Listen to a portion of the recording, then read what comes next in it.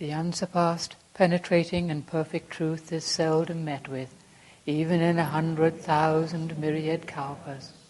Now we can see and hear it, we can remember and accept it. I vow to make the Buddha's truth one with myself. Homage to the Buddha, homage to the Dharma, homage to the Sangha.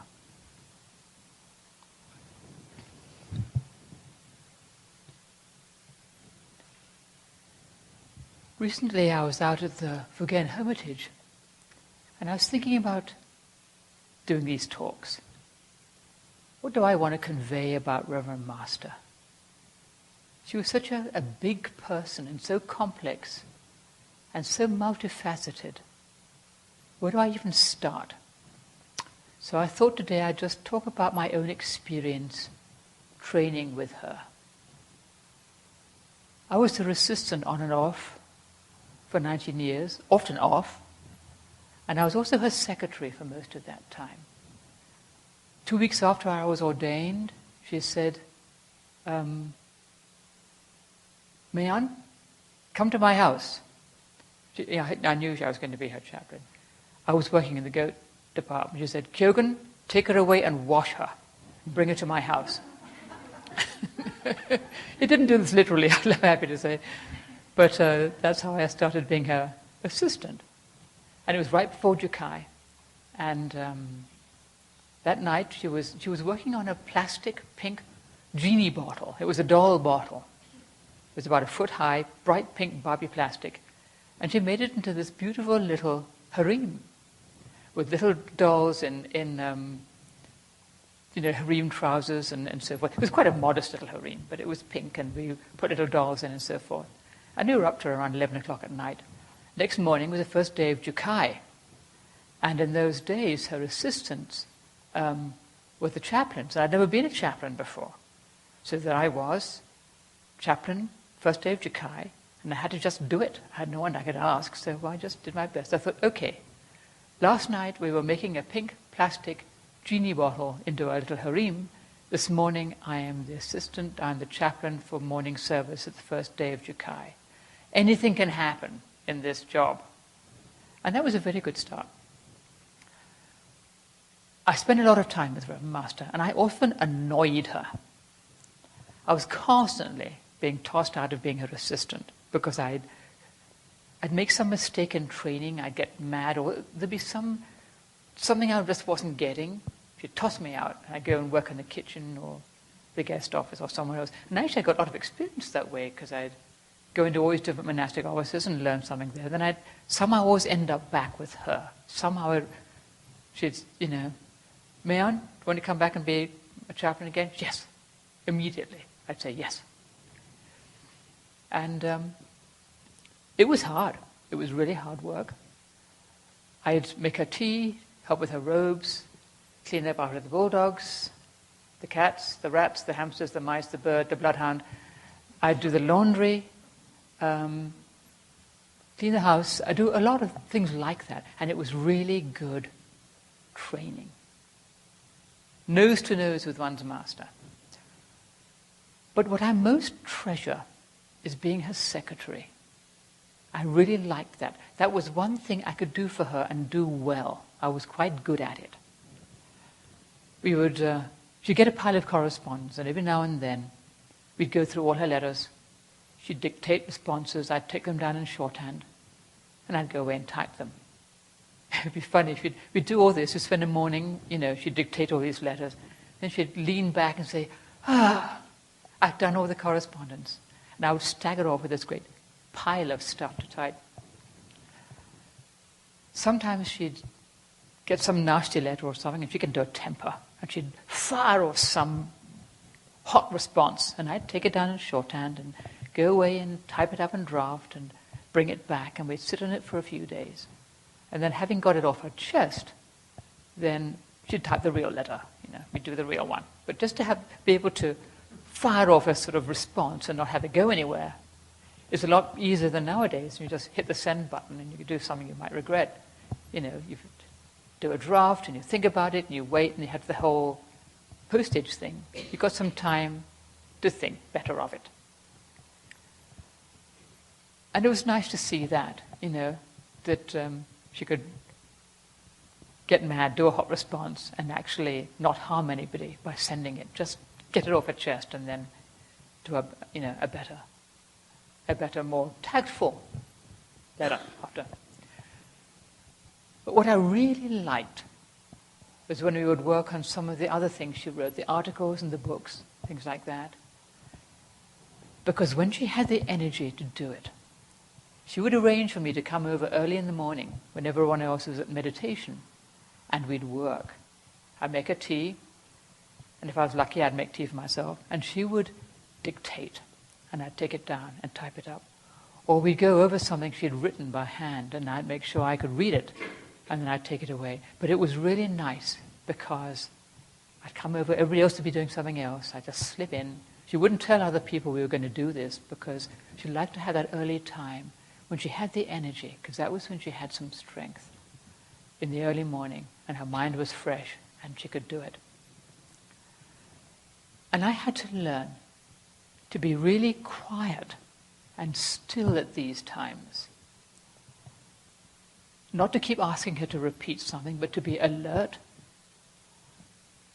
to keep up with her dictation, not to make suggestions when she was trying to find the right word, because I'd just make the wrong suggestion and throw her off track, but to be really quiet and still, to keep myself and my sort of anxiety to help out of the way and just do my best.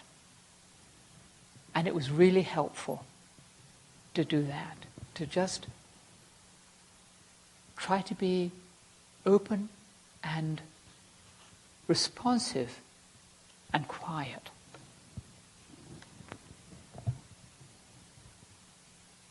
Sometimes I'd be in the doghouse. I'd make some mistake in training, and Rivermaster would get annoyed. And I had to learn to leave the doghouse outside the door and not drag it in with me.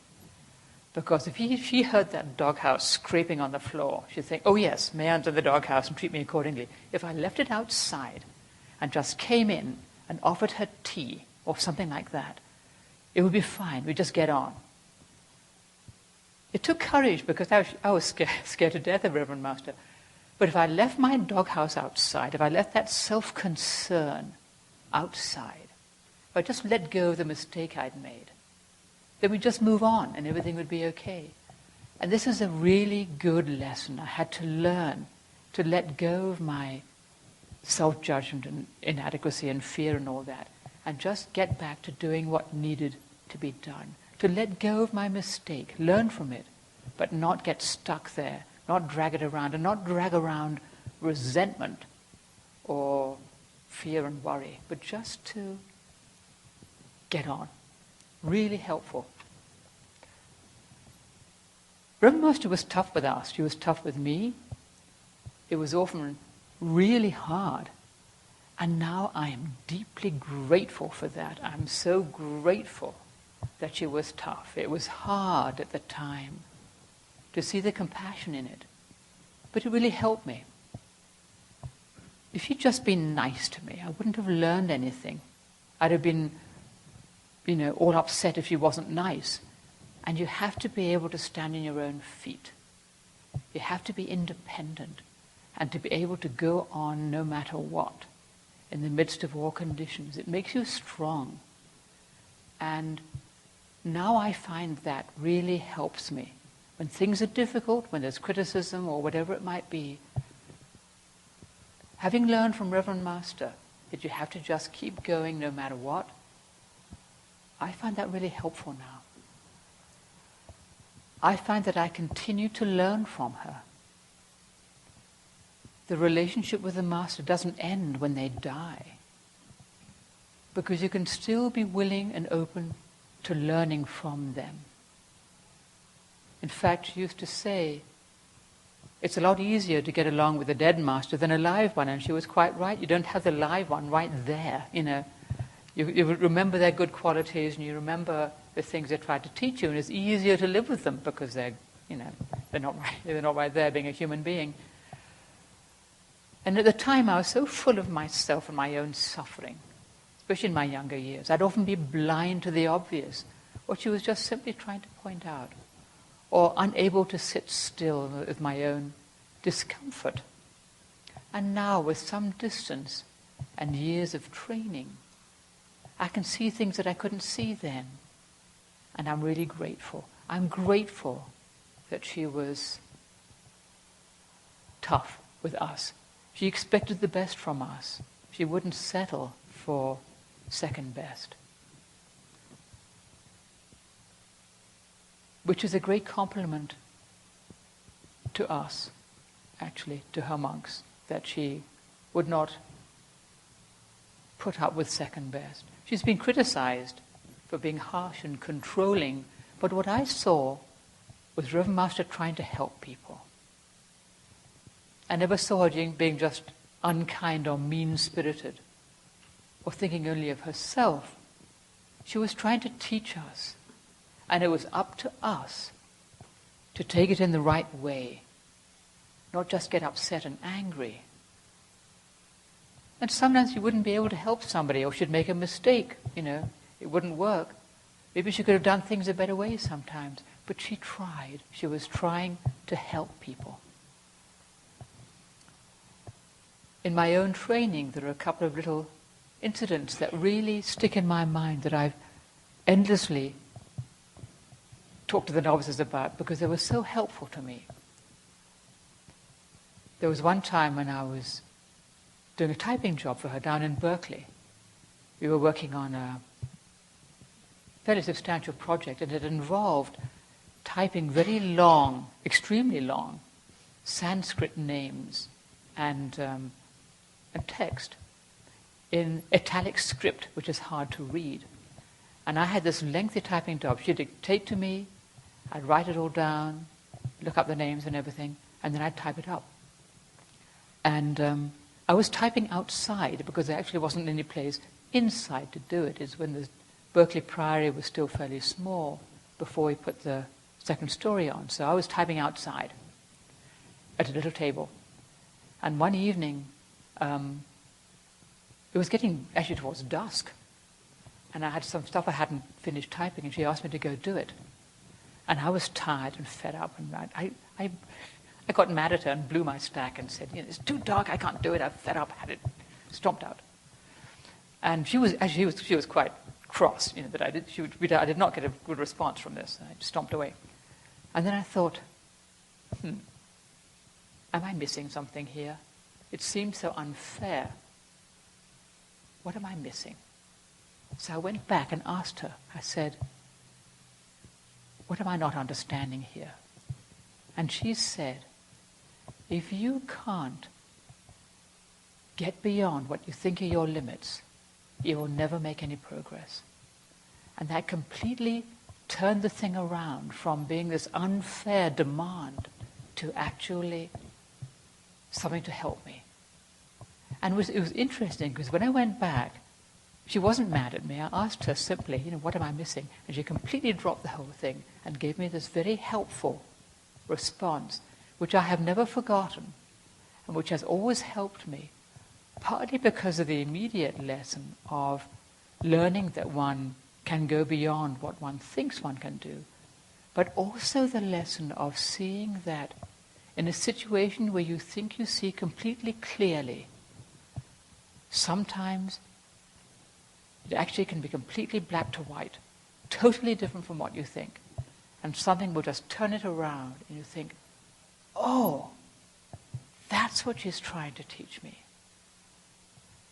And this happened over and over again, that I would think I was seeing clearly, think something was unfair or whatever, and then I'd look again and see there was a completely different situation from what I had thought. And this is the same for any of us in all of our situations in life. Sometimes it's completely different from what we think. And sometimes we can see it in a completely different way and learn from it. There was another time, again down in Berkeley, when she wanted to make some curtains. And so we had the cloth, and she'd say, measure 46 inches this way, and then cut it, and then measure this way. And I just thought, why doesn't she let me just make these curtains? I know what I can do, I was getting crabby. And because she wouldn't tell me why. She just said, measure here, do this, measure that, cut it, so forth. And she could see me getting all cross. And finally she said, I wish I could just do this myself. And I felt so mean because all I had seen was, I just want to get the curtains made, I know what to do. And I hadn't seen that actually I was just being her eyes and hands. She couldn't get up and measure the thing because she couldn't see very well. She couldn't kneel on the floor and cut cloth because she couldn't move very well. And all I had to do was be her hands and eyes. I did not have to have my own puffy view about the matter. And I saw that self that had colored the whole matter. It was really helpful because, again, it turned the whole thing from black to white, completely upside down or reversed from how I had seen it. And that was so helpful to see how easy it is to, again, see something in a certain way and think you're seeing clearly. And in fact, you're just seeing in this narrow little way, this little selfish way. It was just, I want to do this thing and I want to do it my way. Instead of seeing what was actually being asked. Really helpful. And again, she wasn't mad at me. She just sadly said, I wish I could do this myself, Because it's really hard working with someone who just doesn't want to do it, or they're obstructive, or they're not helpful, So that was so helpful to see these things and have this happen so many times that there's a completely different way of viewing something. And if I could just let go of my irritation or judgment or whatever it would be, I could see things quite differently.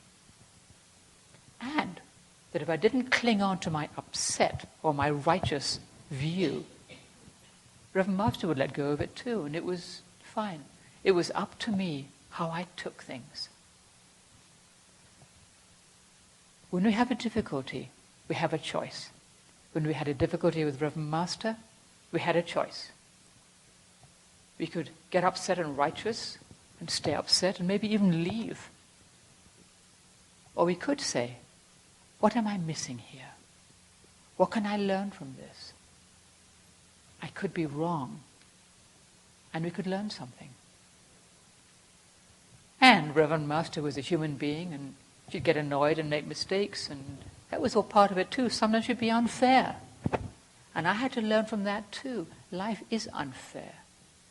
We don't always get a fair shake. We are sometimes misunderstood. It doesn't always come out clean. Sometimes we just can't set the record straight. And we just have to accept that and move on. Things are not always fair, righteous, just desserts. Life isn't that way. And we have to just accept it, keep on going.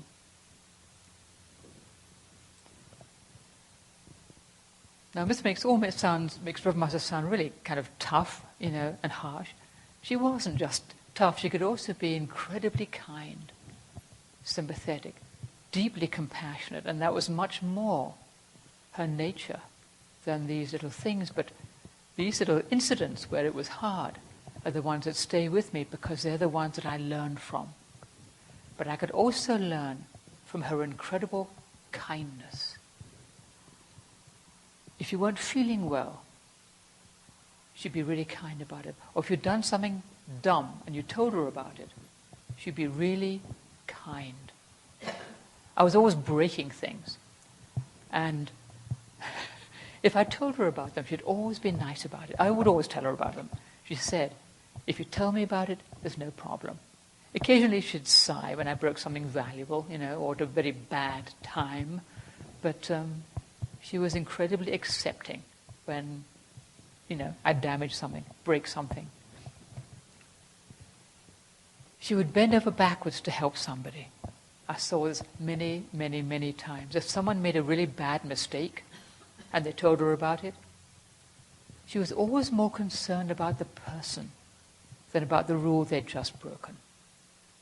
She'd think, how can we help this person? What is best for them and what's best for everybody? What's the best thing to do here? Not get so righteous about it. I'm sure she'd sigh about it, but how can we help people? She always wanted to help the person.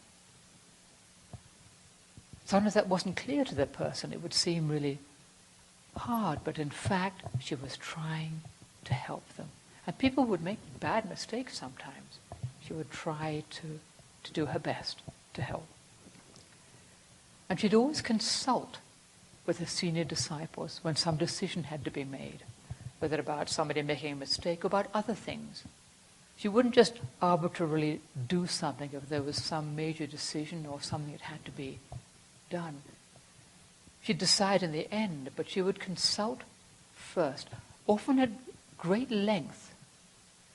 And if there was a difficulty that wasn't immediately soluble, she would go over and over it, trying to find some way through that wouldn't sort of cut the cat in two, as it were, some way to make it work.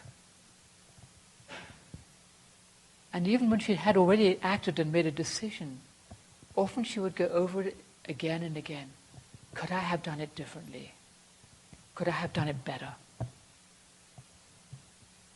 Not just bashing on regardless, but, considering, could I have done something different? Sometimes there would be a really hard decision to make. Could I have done something better?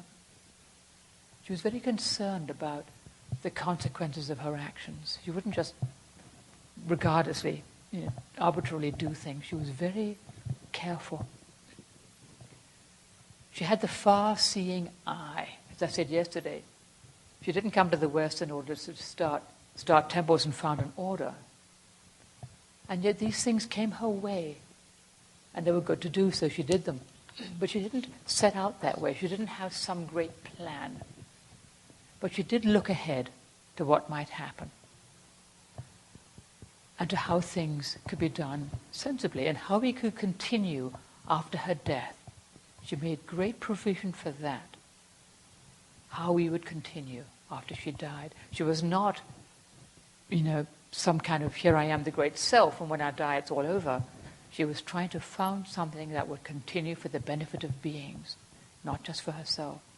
She made our rules. She set up our corporations, both for Shasta Abbey and the order, articles and bylaws, with advice, of course. She laid down procedures for electing a new head of the order and a new abbot, so that after she died, we could continue. And this really stood us in good stead, because when she died, we were able to follow those procedures and continue. In fact, very soon after I came to the Abbey, I remember this really clearly. Reverend Master called us all together, and she told us, it was 1977, shortly after her great illness and third Kensha, so she wasn't in the greatest of health. But she told us that the previous night she had almost died. And she said, when I die, I want it to be just as though I had walked through a door. To have things just continue, not all grind to a halt, but you must carry on. So when I die, I would like it to be as though I had just walked through a door. And this impressed me deeply, and I never forgot it, how she said that.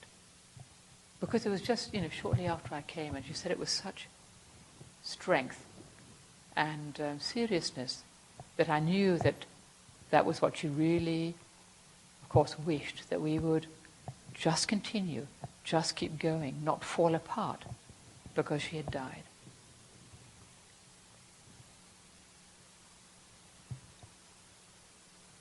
Reverend Master was a big person in many ways. Physically, she was big. She had big qualities. She had a big mind, a big brain, and a big heart. She was never small-minded or mean-spirited, big in all ways. And she gave comfort by her very presence. And this is one of the things that I think those of us who knew her really remember about her. Just sitting there was comfort in her presence. She always gave you the feeling that things were basically okay, that we didn't have to worry. Even if you didn't know what to do, there was a stillness of certainty.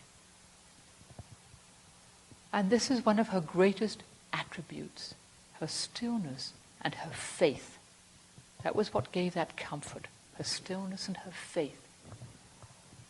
She would sit still in the midst of all conditions, whatever happened. When something went wrong or there was some problem, she would sit still. She would say, if you sit still long enough, eventually the earth stops shaking. I heard this many times. And I often remember this in these recent years. It's very comforting because the earth's shaken a bit here and there. And to remember that. Sit still long enough, eventually the earth stops shaking. And in fact, she'd been through earthquakes. She'd been through bombing in the war in England. She had a deep fear of thunderstorms, and she would sit still. She wouldn't go into a panic. She'd go to a quiet corner of the house. We would sit with her. She would sit still. And just that stillness, it never went away, It's quite common, apparently. People who've been through horrible bombing often have this. They're really afraid of thunderstorms because it reminds them. And there's something kind of visceral in the response. It doesn't just go away. But she accepted it. She didn't pretend it wasn't there. And she just sat with it. And that acceptance of that weakness is really helpful. You don't have to be perfect. You don't have to be superhuman. You can accept your humanity and work with it and not worry about it. Just doing your best in any situation. You always had the feeling that she knew what she was doing, and she did. Even when she didn't know what to do in a situation, she knew what she was doing. She knew where she was going. She knew what was necessary. She knew what we had to keep, to hold fast to, and what we did not have to. She would sit still. She would consult. She would sit in faith. She had this profound, unshakable faith. And that was her greatest gift to us, I think. And of all her qualities, the one that I am most grateful for is her practice of faith in the midst of all conditions. She had enormous challenges. She had difficulties with monks, criticism from outside, difficulties with the sort of Zen head office in Japan, all kinds of things. Trying to plant the Dharma in the West, as I said last night, plant that little tree in the West in stony soil. Really hard. And immense challenges. And she sat still with all of these things and just did her best, one at a time, doing her best with each thing. She would talk about Samantabhadra's elephant, walking through the jungle, just lifting up each log, putting it aside from the path, keeping going, dealing with the obstacles one by one, not getting too far ahead, just the obstacle right at your feet, right now, dealing with that, moving on. When Reverend Master was increasingly ill, she had diabetes for many years, as we know, but towards the end of her life, her illness got worse, then she couldn't walk, then finally she was dying, although we didn't know it. And her stillness and her acceptance were a wonderful example to us. It was hard, Sometimes she'd feel kind of useless. But she didn't complain.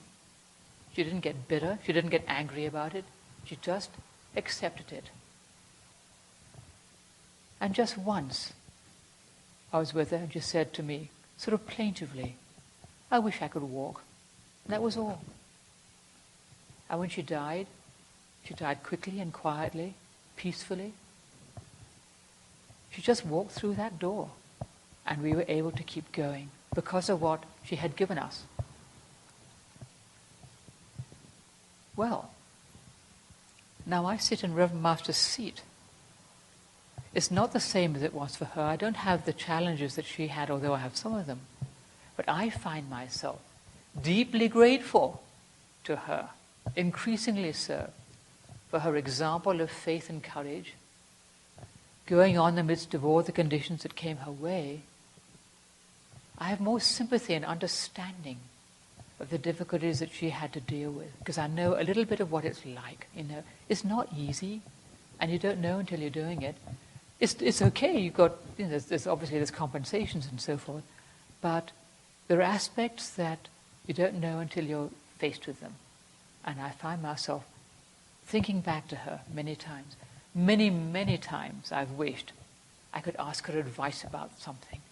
Reverend Master, what the heck do I do with this? I can't ask her, but I can still learn from her. We all can still learn from her, not just me, but all of us. We can follow her example. We can sit still. We can take refuge in other people. And we can trust that the solution will appear. And it does. Just that taking refuge in the three treasures, taking refuge in the Buddha, Dharma and Sangha, that they will help us. Trusting that all shall be well. Taking comfort in that. Because when it comes down to it, the practice of faith is the only way to live. We never know what the future is going to bring. There's no point in worrying about it or making some great plan and pinning all our hopes upon it.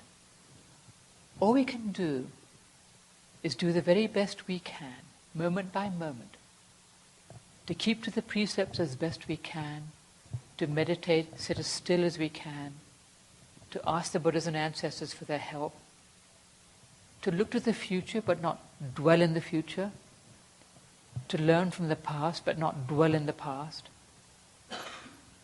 to sit still in this very moment with faith, with courage, with confidence,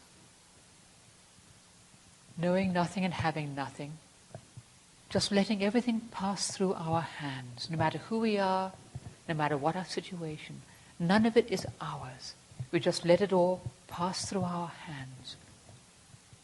We are just here now, this moment. We have no idea what tomorrow will bring.